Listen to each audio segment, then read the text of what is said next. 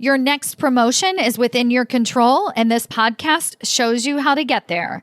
Welcome to episode number 59. In today's episode, I'm going to be breaking down how you can stay in inspiration and why that is a key factor to your success once you do make it into senior executive leadership positions. We all know that we should have mentors and people in our life that inspire us because it feels good. But in today's episode, I'm going to show you why it's not just about feeling good. It's about showing you and reminding you on a daily basis about the type of leader that you really are becoming and who you want to be at your organization. Listen on. Welcome to Maximize Your Career with Stacy Mayer, a podcast about achieving your career goals while also being yourself.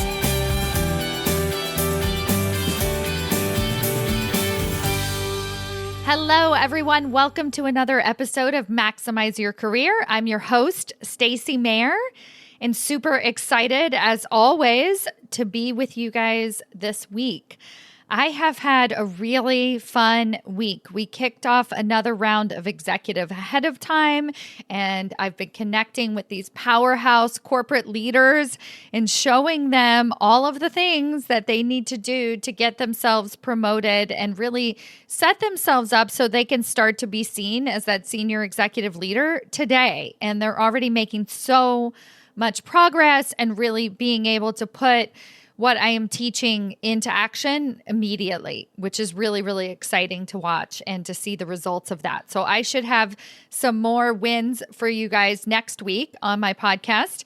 But for today, before I get started, I wanted to share with you a review that was written about my podcast. And I think that this is really helpful to share these types of reviews so that you as a listener know why you're listening, why this podcast is valuable to so many people, but also you'll know how you can begin to share this information with other people, because we all know that amazing corporate leader that just seems to keep getting passed over for promotion, not able to live to their fullest potential, feeling frustrated at work, not able to get ahead. And this podcast really gives you the resources to break out of that cycle. So I want to share with you these reviews every week and encourage you as well. If this podcast is useful for you, to share a review. Let us know on iTunes what you love, what's working for you, and what kind of results are you seeing because of this podcast. So I had a phone conversation with somebody recently. This was a consult, a conversation about my programs and also offering some advice to this corporate leader about what he could do differently and how he could begin showing up in his role. And one of the things that he mentioned to me at the end of the conversation was about how much he had been enjoying the podcast. And he shared with me that Marshall Goldsmith, who you may have heard of, he's a phenomenal executive coach. He's also the author of two books he's the author of several books, but two books that I quote from quite regularly: How Women Rise and What Got You Here Won't Get You There. He really sees things in a very unique way and in the same sort of mission that I'm in, which is to give individuals tools to advance their own careers, to be able to take ownership of their own careers. So this leader said to me that, I listened to a couple of different podcasts, one of them being Marshall Goldsmith. And the reason why your podcast is unique and really stands out to me is because it's actual practical application.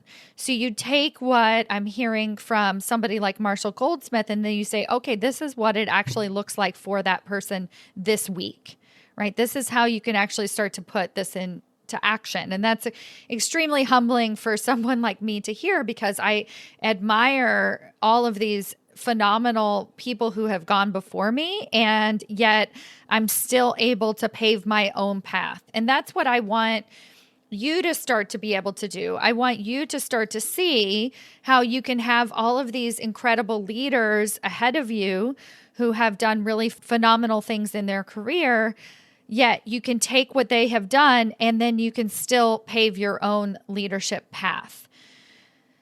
So the review that I want to share with you, it says practical, high energy, and sincere. So thank you so much, Weekend Warrior, for your 5-star review on iTunes. He shared with us, from the first podcast, I knew Stacy was plugged into the reality of corporate vice president, manager, employee dynamics. My company asked me to relocate away from my company headquarters to an embedded position with the prime contractor in another city. I quickly realized that I needed advice on how to manage my career as a remote employee. Stacy provides inspiring, sincere, and practical advice to overcome being out of sight, out of mind with my company leadership. I now have a much more proactive and informed approach to my professional development and executive communication. Thank you again, Weekend Warrior, for that 5-star review on iTunes. This is so important. One of the biggest lessons, and you've heard me talk about it in my podcast over the last couple of months in particular, as I've been reflecting on 2020, is that in some ways, being forced to work remotely, every single one of us, not having the leadership team pop into our office has been one of the biggest blessings that I think that we have all received if we handle it correctly. And so what I mean by that is that we look at the fact that we're remote as being, trouble. So just like in this review, he said that this was a challenge for him. And of course, it has been a challenge for many of you. But I want you to also remember that having someone pop into your office occasionally is not actually a strategy, right? It's just something that happens. And so the blessing of 2020 is that it's forced all of us to take stock and to say, how am I deliberately creating those relationships with people around me? And that's what I want you to start realizing. So if it's been a good year since you've had a decent conversation with one of the executives that you used to speak with all of the time, now is the time to actually create a plan so that you can get in front of this person, right? And so that is one of the things that this review was really pointing to, is that I give him in my podcast strategies to be able to work as a remote employee, somebody who is not in the same even city as the executive leadership team, and understand how he can proactively still continue to get in front of them. So that is what I encourage each and every one of you to start doing. Now, in today's episode, I'm going to focus as well on those relationships. Why it is so important to have very strong foundational mentoring relationships and to surround ourselves with powerful executive leaders. Now, many of you understand the power of having a mentor, or especially a sponsor. A sponsor is somebody who really advocates on your behalf, and it's somebody who can actually put you up for a promotion. So that feels very powerful, having somebody who's on your side, who really puts you up and says, you know who would be really fantastic for this job? Susan. Susan is the person that we should be thinking about. Of course, there is benefit to that. But I'm going to tell you another side and another reason why it's so beneficial to surround ourselves with very powerful role models. So that's what today's episode is going to be focused on. But before I get into that, I really want you to understand why you're not surrounding yourself with really powerful role models. And the first reason is because you haven't actually thought about it as a priority. You're not prioritizing surrounding yourself with powerful role models. So I would like to encourage you after today's episode to simply prioritize it. Now, networking and mentorship gets a really bad rap in the sense that we all know we should be doing it, right? It's like eating our vegetables. We all know we should be doing it, but we're not. And so we can tend to beat ourselves up, like, especially if we lose our job and then we wish that we had kept up with our network.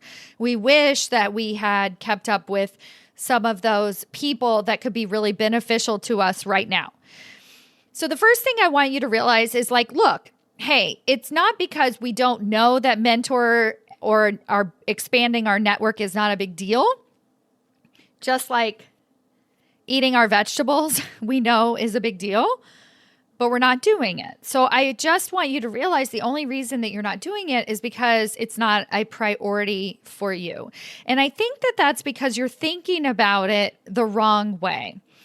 So when we tend to think about mentors or sponsors, we always are thinking about what they can give to us, right? So if I had this sponsor, then they would be giving me something, right? Like they would be putting me up for a promotion, right? They would be advocating on my behalf. They would be giving me something, what we can take from this other person, right? Same way with mentors. It takes, the mentor is usually, especially if it's somebody that we really admire, it takes their time, right? And so we feel like we're putting them out, right? We feel like we are taking up their time. And same way with network. When we approach networking as being something that we only do when we need something from someone. So when we approach our network as somebody that we reach out to when we need a job, then we're not looking at it the right way. We're looking at what we can get from that person. I want you to start to shift into this idea that it is, first of all, a mutual relationship. I did a really powerful interview with Minette Norman several months ago in 2020. So go back and look at that. I'll link to it in the show notes. But in it, you get to hear from the mentor's perspective all of the benefits for the mentor. And if you've ever had the opportunity to mentor yourself, you know that there are tremendous benefits to being a mentor. So the first thing I want you to start to realize is that it's not always a take relationship, and that it's actually your responsibility to make sure that it's a give and take relationship. And one of the ways that we can make sure that it's a give and take relationship is to be proactive about it. It's not something that we do when we desperately need something.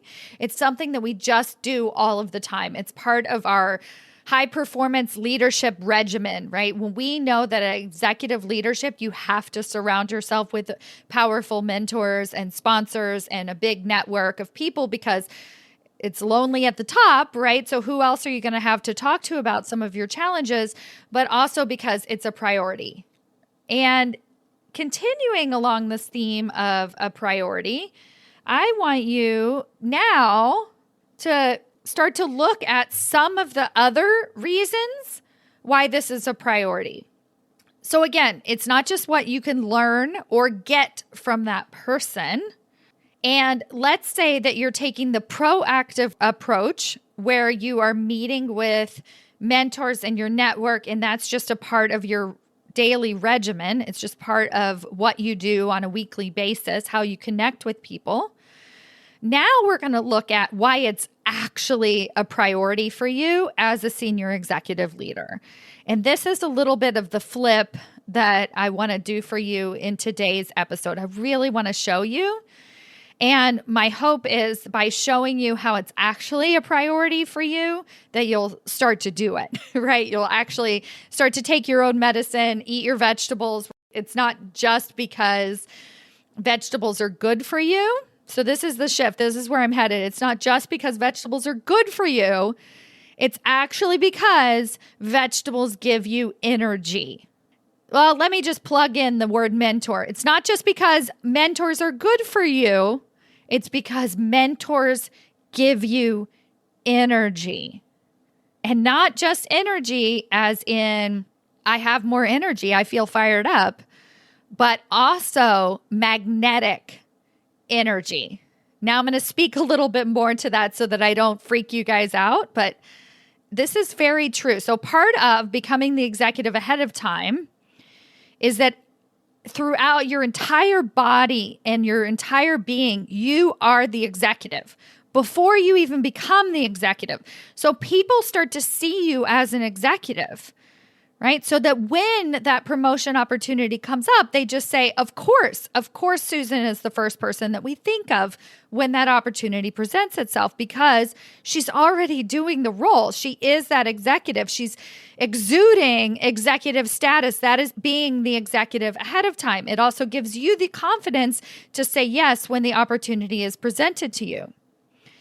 So if we're thinking about energy in that way, the energy that we're putting out into the world and showing other people, Here's where I want you to start thinking about the power of surrounding yourself with positive role models, whether it's a mentor or your network or a sponsor or whoever. I was listening to an interview last week with Barbara Hewson. She is a phenomenal woman and a wealth expert for other women. And she has a fantastic book called Sacred Success. Definitely check her out. I will link to her information in the show notes. But one of the things that she was talking about that just really resonated with me and hit me hard is that it's not enough when we're trying to have success, right? So you're looking to move into an executive role, or maybe you're looking to make a bigger impact at your organization, whatever that means to you. You're looking for something more. You're looking for growth. It's not enough to just want that, because what you're going to start to see is even though you want it really bad and you feel very aligned with it, there's something inside you that's keeping you from getting it. And so Barbara Hewson in this interview talked about law of attraction versus law of congruence. And what she meant by that is sometimes with the law of attraction, there's something deep inside of us that actually doesn't want to have success.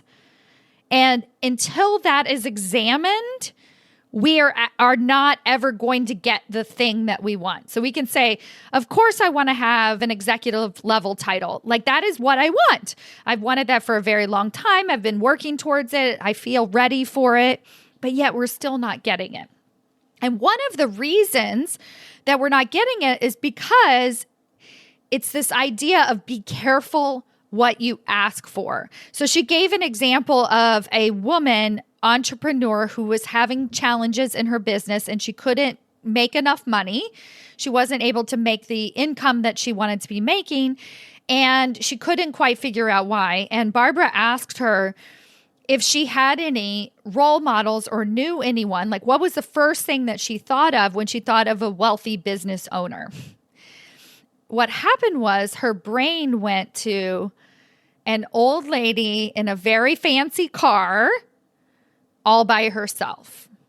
And so one of the things that was keeping her from having success is she equated being wealthy, especially a wealthy woman, with being alone, right? That you would push other people away. So that's the first thing that I want you guys to ask yourself.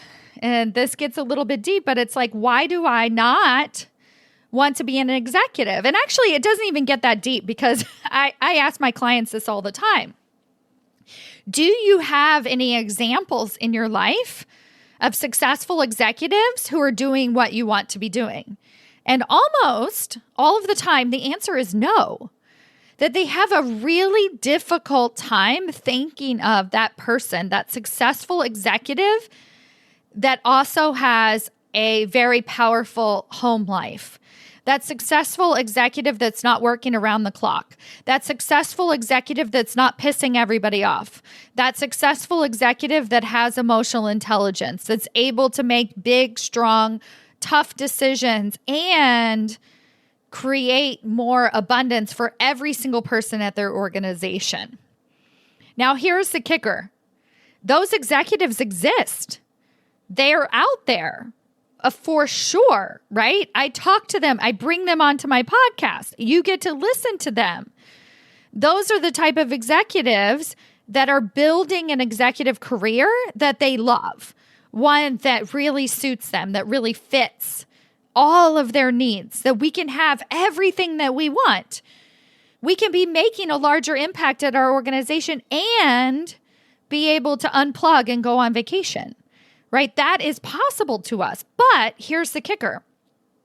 If in your subconscious, you think that having the next title is going to create a ton more work for you, that's going to give you a bunch of headaches, that is going to turn you into this evil leader, you aren't going to actually get it. Because thankfully, in some ways, our subconscious actually protects us. In Barbara Hewson's example with the entrepreneur, she didn't want to become a lonely, old, wealthy woman. But when we keep it in our subconscious, when you don't even realize that's the thing that's driving you, then you just will not be getting your goals and you won't know why. You'll just be frustrated. You'll start to say, well, maybe it wasn't meant to be. Maybe it didn't matter to me. And so then you make excuses, or you don't really go for it, or you end up just staying exactly where you are. And so this is the power of surrounding ourselves with other powerful role models and other powerful people. I want you to have on default what a powerful executive looks like, what a person that embodies the type of leadership that you really want to be doing. This is your work. It is part of you being able to obtain that next level success, is to surround yourself with positive mentors, network, and sponsors.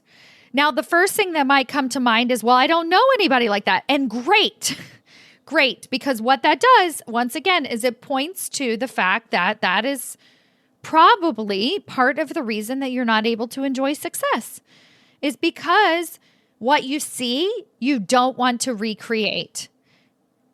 You don't want to become that leader. And so then therefore you end up making choices that keep you from becoming that leader. So after today's episode, I want you to start to own the fact that you are in control of your career, and you're also in control of your subconscious thinking. So your homework assignment for this week is to find a mentor. Find somebody that you really admire. If you have never met this person before, great. Follow them on social media. Follow them on LinkedIn. Watch their videos. Understand what it is that they're doing differently. Even very important people, you can also reach out to them and try and schedule a phone conversation. Attend conferences. Network with other people that are possibly having the same challenges that you are and that want something more and aren't quite sure how to get there, but you see in them your future potential, right? You see in them the powerful, amazing, wonderful, loving, diverse, inclusive leader that you really, really want to be and desire to be. So they don't even have to be people who have had that level of success, but they just carry the same values as you. This is what I want you to start doing. Get inspired by people who actually inspire you, because I guarantee you right now, 3/4 of the people that are in the roles that you want are not that inspiring. You don't want necessarily what they have or some aspect of what they have. And the more that you surround yourself with the people that have what you don't want, the longer it's going to take for you to get there. Are you ready? Are you ready to start taking ownership of your career? Are you ready to purposefully be inspired by those people around you? I know you are, because you're listening to this podcast. This is part of it. Listening to this podcast, seeing what is possible, and really understanding what is consciously or subconsciously getting in your way of making it to that next level of leadership. I can't wait to hear from you. Send me a DM. Let me know who you reached out to. Let me know who you're following. Who are those people that you admire, those leaders, those executives that you want to be like someday? And start to model your thoughts and your conscious thinking around putting yourself in that position. Thank you so much for being here, and I'll see you next week. Bye.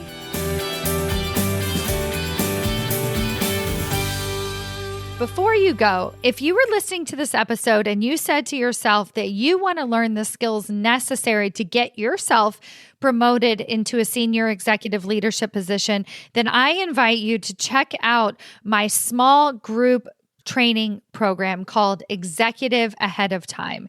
In this 6-week group coaching intensive, I give you all of the skills that I teach you on this podcast, but we go even deeper.